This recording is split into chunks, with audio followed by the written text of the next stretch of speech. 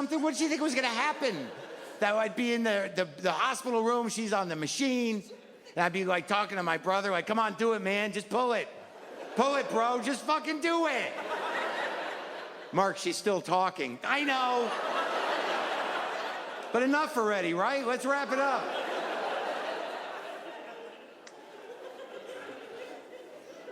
My mother does not love that joke.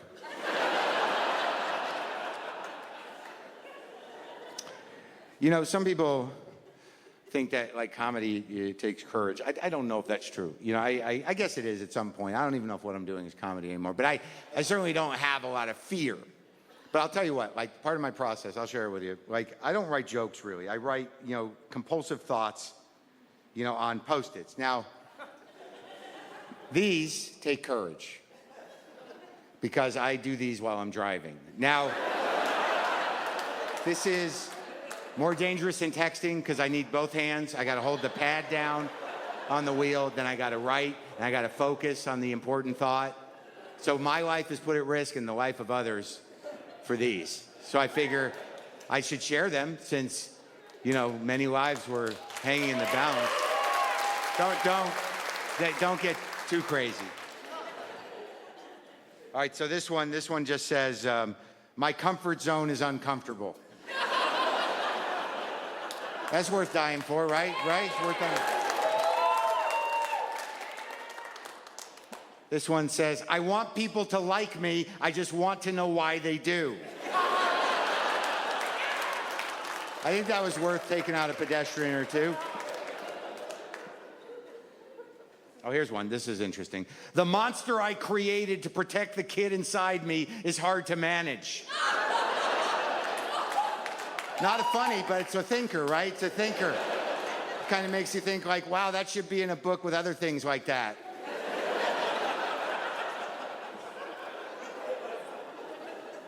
Oh, this one just says, the trepidation of the Dave Matthews fan.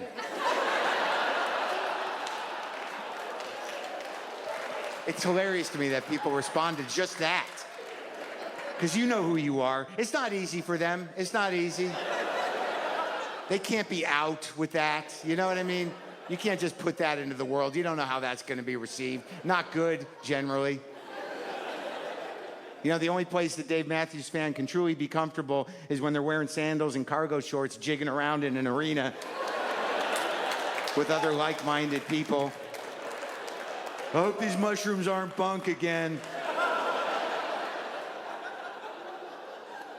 Look, I don't need to shit on Dave Matthews. I don't need to take time to do that. I personally don't like him. But this came from a true, honest, beautiful human moment. I'll share that with you. But I do need to address the Dave Matthews thing. Like, look, I listen to a lot of music. I'm very open-minded. I can listen to Parliament in the morning, Bert Jansch in the afternoon, maybe some Graham Parsons, whatever. I mix it up.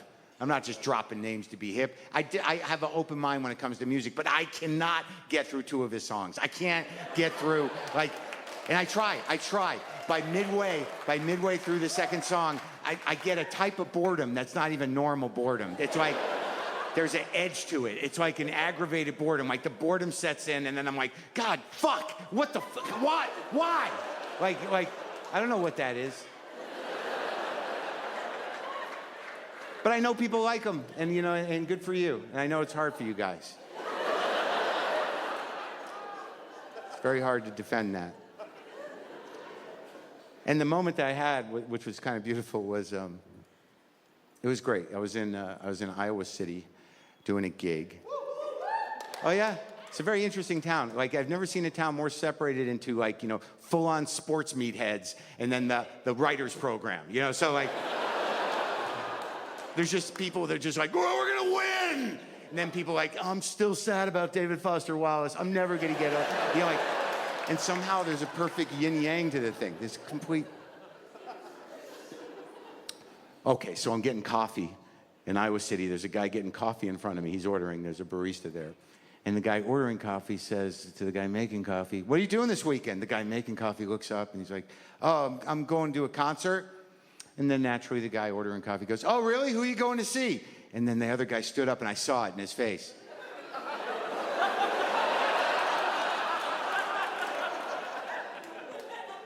Dave Matthews Band. And I felt for him. It was courageous. He put himself out there. That's hard. You know, you don't know how it's going to land. It hung there for like two, really tense seconds. And then the other guy goes, "Oh, I fucking love Dave Matthews." And I was so happy for them that they had this moment. I knew in my heart they were both wrong. I knew that. But I was happy for them because I'm a big-hearted, tolerant person.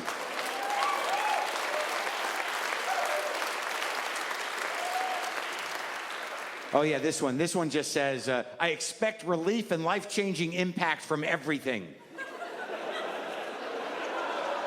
It's a lot. And then there's like a second thought because there's a line here. So I must have stopped driving, you know, just like. The other one says, the space between despair and orgasm is hard to fill. And that's not a time thing. That's a philosophical idea.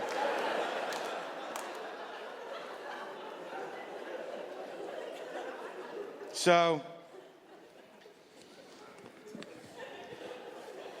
some guy sent me a hat.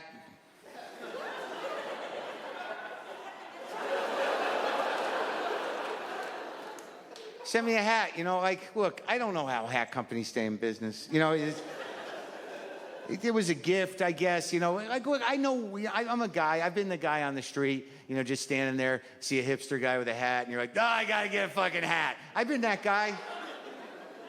But I don't know how they stay in business. Anyways, this guy sent me a hat. It's a big hat. It's a fancy hat. It was a Stetson hat. I didn't really know the guy that well, but it was a gift. It wasn't a cowboy hat. It was like an 1800s derby-looking hat. Nice hat. But I would have had to change my entire life.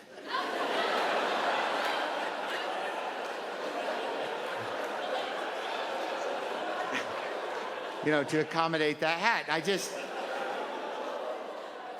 I knew two things when I opened that box. I'm like, that's a nice hat. I Googled it. It's a $100 hat. And it's never leaving the house on my head. It's never going out. Not going to happen for that hat. Because, all right, I'll be honest with you. Yeah, I'll tell you. All right.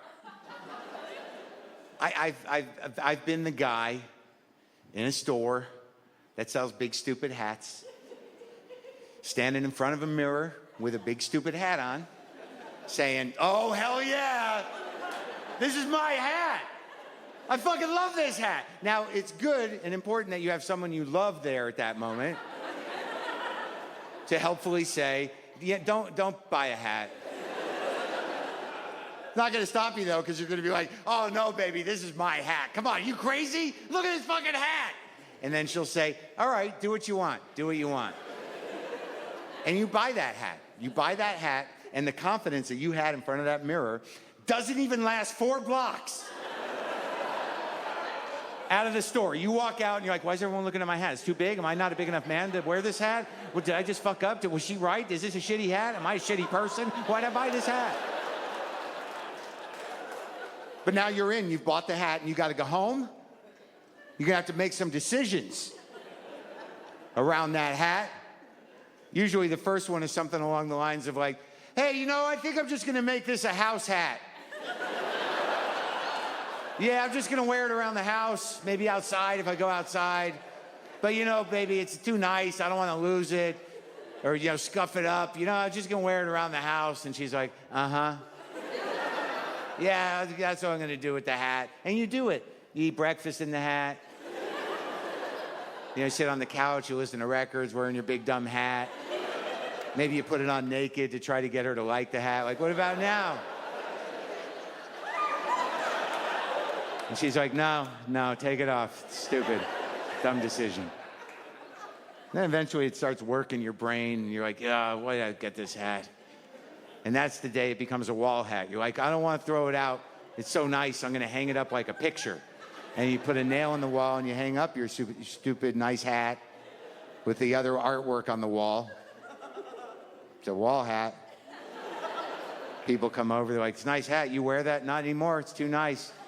Could you not touch it, please? Don't put it on. Please don't put it on. Just leave it by the, just put it back. Thank you.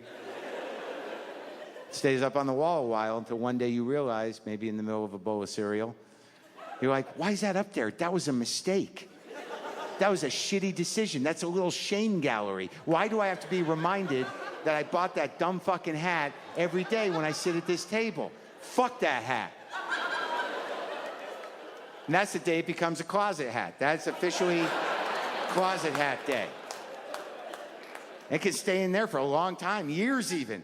And then one day you're cleaning out that closet, all the hate for the hat comes back. You're like, oh, fuck this hat. God damn it. I thought I got rid of this. And that's the day it becomes a Goodwill hat. And 3 days after it becomes a Goodwill hat, a hipster guy walks into Goodwill. And he sees the hat, he's like, holy shit, that's a nice hat. That's a $100 hat. $6, hell yeah. And he puts it on his head, and it looks like they've been together for centuries. Perfect symbiosis on a soul level. Everything makes sense. Two things have been brought together to make a whole. He buys that hat, and he leaves a happy man. And at somewhere along his route, there's an old guy across the street looking at him going, I gotta get a fucking hat.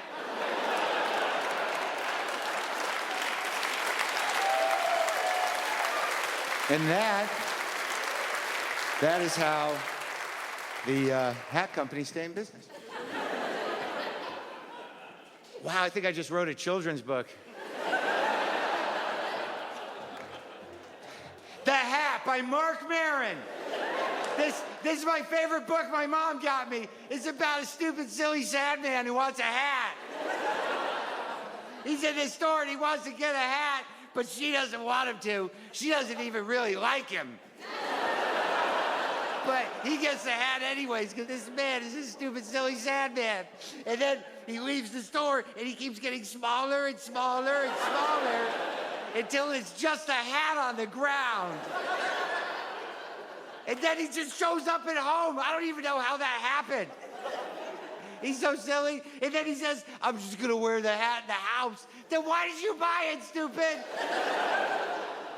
So he's just wearing it in the house now. He wears it, he's eating cereal, he wears it on the couch, he wears it outside, he wears it in a tree, and then he wears it naked. He's naked in just a hat. And she still doesn't like him. She hates him, I think. And then he decides he doesn't like the hat anymore, but he's gonna hang it on the wall like a picture. He's so stupid and sad and silly. He hangs it on the wall. His friends come over. He's like, don't touch my hat. Don't put it on. Take the hat off. He's getting mean, the stupid, silly, sad man. Then one day he's sitting at the table looking at the hat. And he's like, oh, I don't like that hat. And then he puts it in the closet. And that's where the magic shoes are from the other book. That's his other book. So it stays in the closet for a long time because he gets a cat. And then the cat gets old. And then the cat goes away. And then he gets another cat, and then he decides to clean the closet, and he sees the hat, and he's mad at it again. He's like, I hate this hat. And then he brings it to another store, but it's a sad store. All the other things in the store are crying. There are machines that don't even mean anything anymore, and they're crying in the store. But my grandma told me this one's a toaster oven. Crying toaster oven. The hat loses all its color. Sad. But then the man with the curly mustache comes in. And he sees the hat, and he's so excited, and it gets its color back. And then he puts the hat on, and they're perfect together. They both turn a nice color. This whole book has a lot of colors. And then he buys it, and he leaves, and it's sunshine out, and it's so nice, and he's so happy. And then there's another man on the street, and he wants a hat, and it's gonna start all over with that man. And then the man with the mustache flies away with his mustache. I love this book. The Hat by Marc Maron.